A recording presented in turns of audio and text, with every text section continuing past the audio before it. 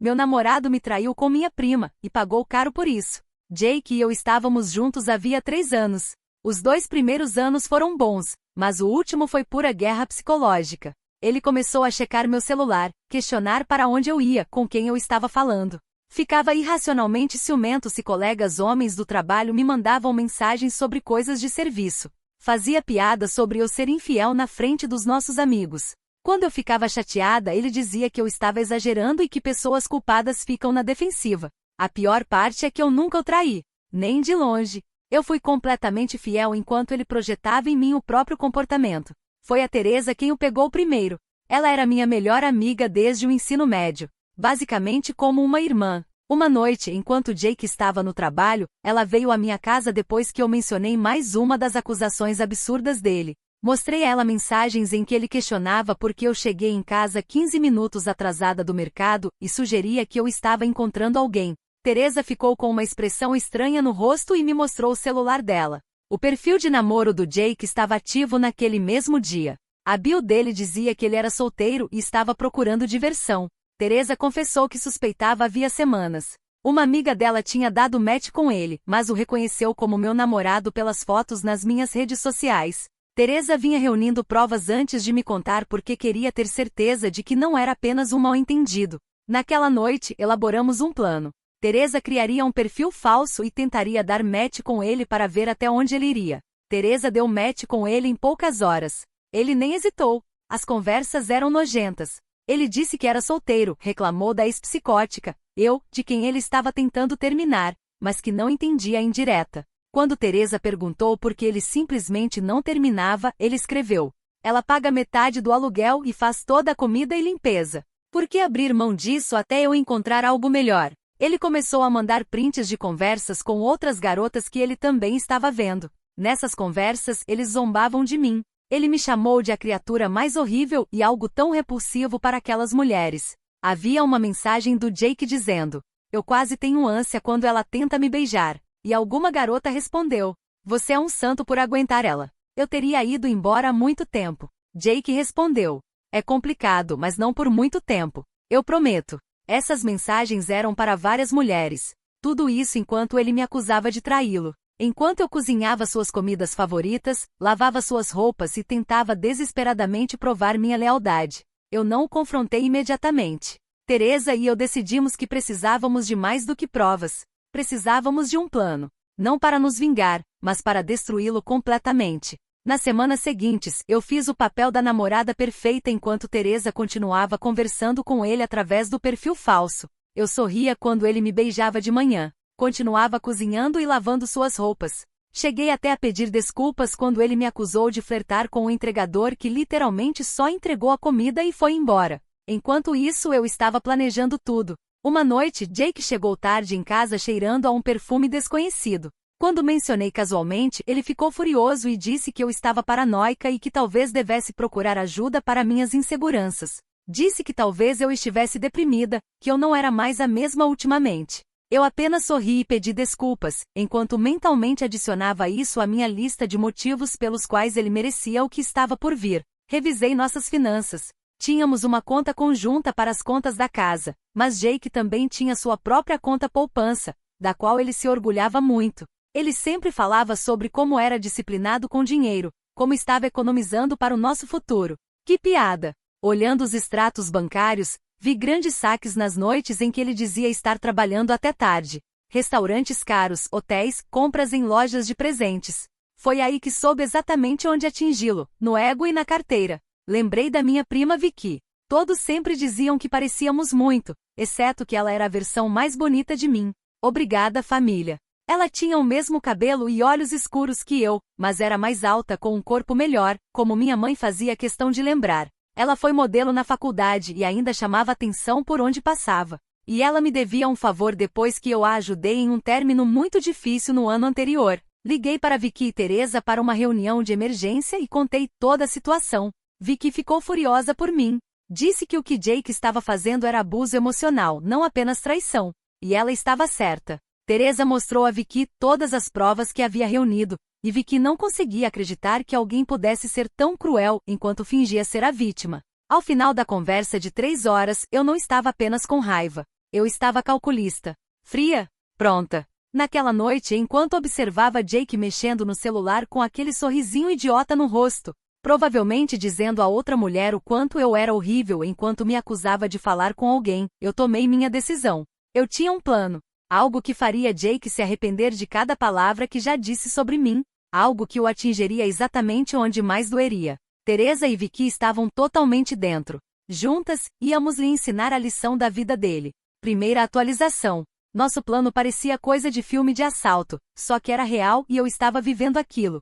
Decidimos que Vicky acidentalmente encontraria Jake na academia dele. Ele frequentava o clube fitness do centro toda terça e quinta, como um relógio supostamente para treinar. Mas agora eu suspeitava que ele só estava à caça de mulheres. Vicky conseguiu um passe de convidada por meio de uma amiga que era sócia. Estudamos a rotina de Jake. Ele sempre postava selfies de treino com horário. Que idiota previsível. Sabíamos exatamente quando posicionar Vicky na esteira ao lado do banco de supino favorito dele. Primeiro dia da operação derrubada. Vicky usou uma legging absurda que até fez eu olhar 2 vezes. Ela me mandou mensagem da academia. Alvo adquirido. Ele não parou de olhar desde que eu entrei. O que aconteceu depois foi tão previsível que quase chegou a ser entediante. Jake acidentalmente esbarrou nela enquanto pegava uma toalha. Puxou conversa sobre shakes de proteína ou alguma besteira dessas.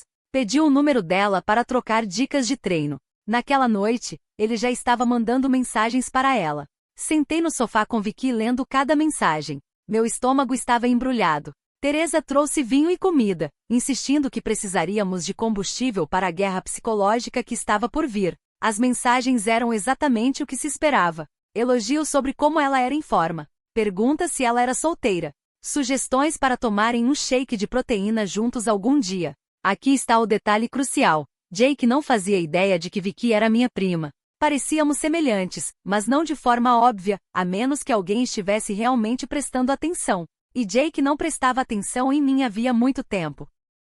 O plano era simples, mas devastador. Vicky iria namorá-lo, deixá-lo completamente obcecado, fazê-lo gastar quantias obscenas de dinheiro com ela e eventualmente revelar tudo. Enquanto isso, eu continuaria interpretando a namorada ingênua, enquanto assistia secretamente ele cavar a própria cova financeira e emocional. Vicky e Jake tiveram o primeiro encontro 3 dias depois. Ele me disse que tinha um evento de trabalho naquela noite. Dei um beijo nele, disse para se divertir e imediatamente depois, dirigi até o apartamento da Teresa, onde acompanhamos a noite inteira pelos relatos em tempo real da Vicky. Ele a levou a um restaurante absurdamente caro, onde nunca tinha me levado, apesar das minhas indiretas sobre querer ir lá no nosso aniversário. Vicky disse que ele pediu o vinho mais caro do cardápio, se gabou do trabalho importante e da conta poupança. Teve até a audácia de dizer que estava praticamente solteiro e encerrando um relacionamento sem futuro. Quando Vicky nos mandou uma selfie no banheiro do restaurante, quase vomitei. Era surreal ver meu namorado em um encontro com minha prima enquanto eu estava sentada no sofá da minha melhor amiga comendo pipoca e planejando vingança. Teresa me lembrava o tempo todo que aquilo era apenas prova do lixo humano que ele era e que logo ele pagaria por tudo. Literalmente. Nas semanas seguintes, Jake ficou obcecado por Vicky. Começou a cancelar nossos planos para vê-la, ficar fora até mais tarde, voltar para casa com aquele sorriso presunçoso, como se tivesse um segredo incrível. Enquanto isso, Vicky relatava tudo para mim e Teresa. O gasto de dinheiro começou pequeno, jantares, presentes modestos, ingressos para shows. Mas Vicky era estratégica. Comentava casualmente sobre uma joia que gostava enquanto passavam por uma loja. De repente Jake estava gastando $500 em brincos para impressioná-la. Falava sobre um destino de fim de semana que sempre quis visitar e de repente, Jake estava reservando hotéis. A melhor parte, Vicky esquecia esses presentes no apartamento dele, dizendo que não queria perdê-los. Na verdade, para que ele não pudesse pedir de volta depois. Em seguida, ela trazia tudo diretamente para mim. Eu passei a ter uma coleção de joias caras, bolsas de grife e até um relógio caro que ele comprou para ela. Tudo comprado com o dinheiro que ele dizia estar economizando para o nosso futuro. Quanto às viagens e experiências, Vicky tinha um sistema. Ela fazia Jake reservar tudo no cartão de crédito dele. Depois inventava uma desculpa para precisar de dinheiro vivo para a parte dela, que ele se recusava a aceitar porque queria impressioná-la. Depois do fim de semana, ela me transferia o dinheiro que ele tinha dado. Às vezes eu usava para mim, mas geralmente dividíamos entre nós para o que chamávamos de fundo da vingança. Estávamos acumulando uma boa quantia. Um fim de semana, Jake me disse que tinha uma conferência de trabalho em uma cidade praiana a 2 horas de distância. O que ele realmente tinha era um fim de semana romântico com Vicky em um resort de luxo. Vicky conseguiu convencê-lo de que precisava de $800 em dinheiro para gastos com spa e compras. Ele entregou o dinheiro sem questionar. Esse dinheiro financiou meu dia de spa com a Teresa em um lugar local enquanto ele estava fora. Fizemos tudo, massagens, tratamentos faciais, manicure e pedicure, tudo pago com o dinheiro do Jake. Chegamos a postar fotos, sabendo que Jake não olhava mais minhas redes sociais. Durante todo esse tempo, Jake ficava cada vez mais ousado com as mentiras. Começou a trabalhar até tarde, 4 noites por semana. Tinha viagens de trabalho nos fins de semana. Uma vez, ele até disse que a mãe estava doente para poder levar Vicky a um resort em uma região vinícola. A mãe dele me ligou nesse mesmo fim de semana perguntando se queríamos ir jantar lá. Inventei uma desculpa dizendo que Jake estava com intoxicação alimentar. Manter minha parte da farsa era exaustivo. Eu precisava fingir que tudo estava normal. Continuar cozinhando, lavando roupas, sorrindo quando ele me beijava com os mesmos lábios que usava na minha prima. As coisas ficaram mais complicadas quando Jake começou a falar para Vicky sobre a namorada horrível dele, eu. Vicky gravava as conversas, o que era legal no nosso estado com consentimento de apenas uma das partes e me enviava. Ouvir ele me chamar de desesperada, grudenta e completamente alheia à realidade me dava vontade de incendiar a vida inteira dele. O pior foi quando ele disse que mal podia esperar para se livrar de um peso morto e que a única razão pela qual ainda não tinha terminado comigo era porque era muito conveniente ter alguém que dividisse as contas e fizesse todo o trabalho doméstico. Ele literalmente me chamou de um aspirador robô que também paga aluguel. Quando ouvi essa gravação, arremessei um copo contra a parede enquanto Jake não estava em casa. Teresa teve que vir me ajudar a limpar antes que ele voltasse. Mesmo com a dor, os benefícios do nosso esquema começaram a se acumular. Vicky convenceu Jake a comprar um iPhone novo porque o dela não funcionava direito. Ela me entregou imediatamente, já que a tela do meu estava quebrada. Fez ele comprar sapatos de grife no tamanho dela, que na verdade era o meu tamanho. Conseguiu até que ele pagasse por um retiro de yoga de fim de semana ao qual ela nunca foi. Eu fui com a Teresa, rindo o tempo todo ao pensar que Jake estava financiando meu relaxamento enquanto acreditava que eu estava em casa lavando as roupas dele. Por volta da marca de 2 meses, Vicky iniciou a segunda fase do plano. Começou a falar sobre como estava estressada no trabalho, como precisava de férias de verdade. Mencionava estrategicamente lugares que sempre quis visitar coincidentemente, os mesmos que eu já havia dito querer conhecer. Uma noite, durante um encontro com Jake, ela começou a chorar falsamente dizendo que nunca tinha conseguido pagar por férias de verdade. Jake, querendo ser o herói, se ofereceu para ajudar imediatamente. Antes do fim da noite, ele já tinha reservado um fim de semana em um resort incrível nas montanhas, a cerca de 3 horas dali. Tudo pago. Aqui ficou interessante. Um dia antes da viagem, Vicky ligou para Jake chorando. A avó dela estava no hospital e ela não poderia viajar naquele fim de semana. Jake ficou arrasado, principalmente porque a reserva não tinha reembolso. Vicky, sendo atenciosa, sugeriu que ele fosse mesmo assim, já que vinha trabalhando tanto. Jake concordou a contragosto. No minuto em que Jake me disse que iria em uma viagem de pesca com amigos naquele fim de semana, a história de cobertura para mim, eu mandei mensagem para Vicky e Teresa. O plano estava em movimento. Vicky já tinha me passado secretamente os detalhes da reserva. Assim que Jake saiu para o trabalho na manhã seguinte, fiz as malas, peguei Teresa e fomos exatamente para o resort que Jake tinha reservado para o fim de semana com Vicky. Fizemos check-in usando a reserva paga por Jake. A recepção nem piscou quando apresentei meu documento. A reserva estava no nome dele, mas não especificava nomes dos hóspedes. Passamos o fim de semana inteiro no luxo. Tratamentos de spa, refeições gourmet, trilhas com guia particular, tudo no cartão de crédito do Jake. Até serviço de quarto pedimos, tudo lançado na conta do quarto. Enquanto isso, Jake mandava mensagens para Vicky dizendo como estava decepcionado, mas tentando aproveitar a viagem de pesca com amigos imaginários. Tiramos muitas fotos naquele fim de semana, tomando cuidado para não postar nada onde Jake pudesse ver. Essas fotos foram para o que chamávamos de arquivo de provas, a pasta que um dia usaríamos para mostrar a Jake o quão completamente ele tinha sido enganado. Quando voltei para casa no domingo à noite, Jake já estava lá contando histórias sobre os peixes enormes que ele e os amigos tinham pescado. Eu concordava, fazia perguntas, fingia interesse. Enquanto revivia mentalmente a lembrança de estar numa banheira de hidromassagem com uma taça de champanhe caro que ele tinha pago. O padrão continuou por mais um mês. Um dos meus golpes favoritos foi o do presente de aniversário.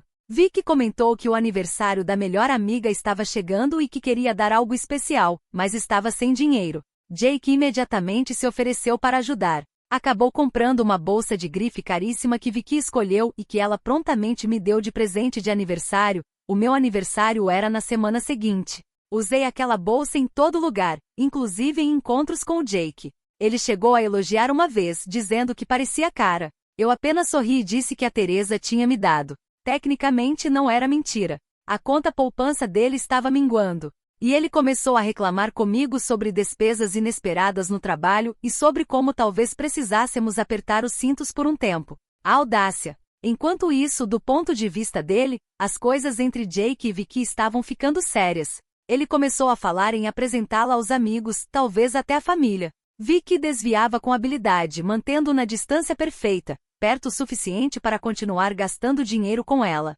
mas não perto o bastante para que o relacionamento avançasse de verdade. O que Jake não sabia era que estávamos construindo algo grande. Vicky começou a plantar ideias sobre uma viagem de luxo que sempre sonhou fazer. Um resort tropical com bangalo sobre a água, lugares onde um quarto custava cerca de $1.000 por noite. Jake previsivelmente mordeu a isca e começou a pesquisar opções, tentando descobrir como pagar aquilo. Foi então que descobrimos que ele estava transferindo dinheiro da nossa conta conjunta para a conta pessoal dele para financiar a vida dupla. Dinheiro que deveria ser para as contas da casa, para o nosso futuro. Ele estava me roubando para bancar romance com minha prima. Encontrar essas transferências foi como levar um soco no estômago de novo. Mas também me deixou mais determinada do que nunca a ir até o fim.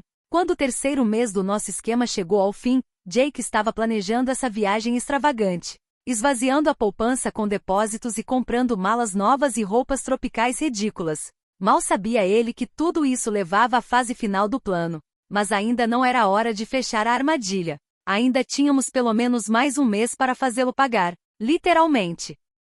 O melhor de tudo, ele não fazia ideia do que estava por vir. Ainda achava que eu era completamente ingênua. Ainda cozinhava as refeições dele e lavava as roupas como a namorada perfeita. Ainda acreditava que Vicky estava se apaixonando por ele tanto quanto ele por ela. Ainda acreditava que tinha controle da situação. Mas o controle era todo nosso. E muito em breve ele aprenderia o quão feio tinha sido enganado. O quarto mês começou com Jake completamente obcecado pela ideia da viagem tropical. Ele passava noites inteiras comparando resorts, lendo avaliações e assistindo a vídeos no YouTube sobre bangalos sobre a água. Como se isso fosse algum tipo de investimento inteligente e não uma decisão financeiramente suicida. Ele falava disso comigo também, o que tornava tudo ainda mais surreal. Dizia coisas como, um dia a gente devia ir para um lugar desses. Enquanto literalmente planejava ir para lá com a minha prima usando dinheiro que também era meu. Vicky intensificou o papel. Começou a agir mais carinhosa, mais envolvida emocionalmente. Mandava mensagens longas para Jake sobre como nunca tinha se sentido tão compreendida por alguém, como ele era diferente de todos os outros homens. Também começou a mencionar, sem querer, como as amigas dela estavam ficando noivas e como às vezes se perguntava se aquilo também aconteceria com ela algum dia. Jake caiu como um pato. 2 semanas depois, ele comprou um anel. Ele não me contou, obviamente. Mas Vicky me mandou fotos imediatamente. Um anel enorme, ridiculamente caro, algo que nenhuma das duas jamais escolheria para si mesmas.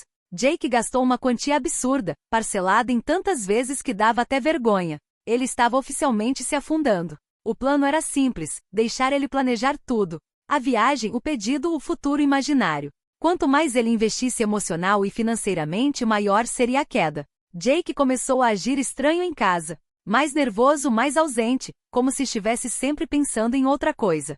Às vezes ficava me observando como se estivesse medindo alguma coisa. Em retrospecto, acho que ele estava tentando se convencer de que eu era realmente tão descartável quanto dizia para Vicky. Uma semana antes da viagem, ele veio com a conversa. Disse que precisava pensar sobre a gente. Que sentia que o relacionamento estava estagnado. Que talvez fosse melhor dar um tempo depois que ele voltasse da viagem de trabalho, a nova história de cobertura. Fingi surpresa, tristeza, até derramei algumas lágrimas. Ele parecia aliviado. A culpa claramente não estava combinando com ele. Na noite anterior à viagem, ele arrumou as malas com um cuidado que nunca teve nem para visitar a própria mãe. Roupas novas, perfume caro, o passaporte separado em uma pastinha. Me deu um beijo rápido e disse que me ligaria quando pudesse. Assim que a porta se fechou, eu desabei, não de tristeza, mas de raiva pura. Ainda assim, o plano estava funcionando perfeitamente. Jake embarcou achando que iria encontrar o amor da vida dele. O que ele não sabia era que nós já tínhamos acesso a tudo. Vi que tinha todos os detalhes do voo, do resort, da reserva do bangalô. Jake tinha colocado tudo no cartão de crédito e por alguma razão que até hoje não entendo, colocou o e-mail de confirmação em um endereço ao qual eu também tinha acesso. Provavelmente achou que eu nunca olharia. No dia seguinte, Teresa e eu também pegamos um voo. Um diferente, algumas horas depois. Quando chegamos ao resort, o clima era exatamente aquele de propaganda. Água azul absurda, funcionários sorrindo demais, tudo cheirando a dinheiro. Fizemos check-in sem problemas. O plano final estava em movimento. Jake chegou naquele mesmo dia, algumas horas depois. Vi que já estava lá, claro. Ele não tinha ideia de que eu estava a menos de 100 metros de distância, tomando um drink na piscina infinita. Nós observamos tudo à distância. O abraço exagerado, os beijos, a forma como ele parecia nervoso e animado ao mesmo tempo. Vi que estava perfeita, atuando como se aquele fosse o momento mais importante da vida dela. Naquela noite, Jake planejou o pedido. Ele reservou um jantar privado na praia com velas, música ao vivo e um menu degustação caríssimo. Tudo cobrado no quarto. Teresa e eu jantamos no restaurante principal, rindo tanto que quase fomos convidadas a nos retirar. No momento do pedido, Vicky fez exatamente o que havíamos combinado. Ela disse não. Não de forma cruel. Disse que gostava muito dele, mas que aquilo estava rápido demais. Que ela não se sentia pronta. Que precisava de tempo. Jake ficou devastado. Tentou argumentar, tentou convencer, disse que podia esperar. Vicky manteve a postura firme, mas doce. Ela saiu dizendo que precisava pensar. Jake voltou para o bangalô completamente destruído. E foi aí que entramos. Eu bati na porta do bangalô dele naquela mesma noite. Quando Jake abriu a porta e me viu ali, em um vestido leve, bronzeada, calma, o rosto dele perdeu completamente a cor. Ele ficou olhando de mim para Teresa, depois para mim de novo, como se o cérebro simplesmente tivesse desligado. Perguntei se podia entrar. Ele deixou. Sentamos. Eu coloquei tudo na mesa. Literalmente. As gravações, as fotos, as reservas, as transferências bancárias, as compras, as mentiras. Mostrei que sabia de tudo desde o começo. Contei há quanto tempo estava acontecendo. Expliquei exatamente como ele tinha financiado cada spa, cada viagem, cada presente que eu tinha recebido enquanto ele achava que estava investindo em outra mulher. Ele começou a chorar. De verdade. Pediu perdão.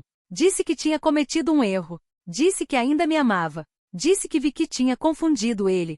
Foi patético. Eu disse que já tinha feito as malas. Que o apartamento era meu, o contrato estava no meu nome. Que quando voltássemos ele teria uma semana para sair. Também disse que eu tinha falado com um advogado. Não era mentira. Antes de ir embora, devolvi o anel. Disse que ele ia precisar do dinheiro. Na manhã seguinte, Jake tentou ligar. Eu bloqueei. Voltamos para casa em silêncio, exaustas mas leves. Jake voltou alguns dias depois. Tentou negociar. Tentou culpar o estresse, o trabalho, a confusão emocional. Não funcionou. Ele saiu do apartamento exatamente uma semana depois, como combinado. A viagem tropical foi paga integralmente por ele. Eu fiquei com a bolsa, o celular, as memórias e a satisfação. Vi que cortou contato com ele completamente. Hoje, meses depois, estou melhor do que jamais estive. Financeiramente estável, emocionalmente livre e com uma história que ainda me faz sorrir às vezes. Ele achou que estava vivendo uma vida dupla. No fim, quem foi enganado foi ele.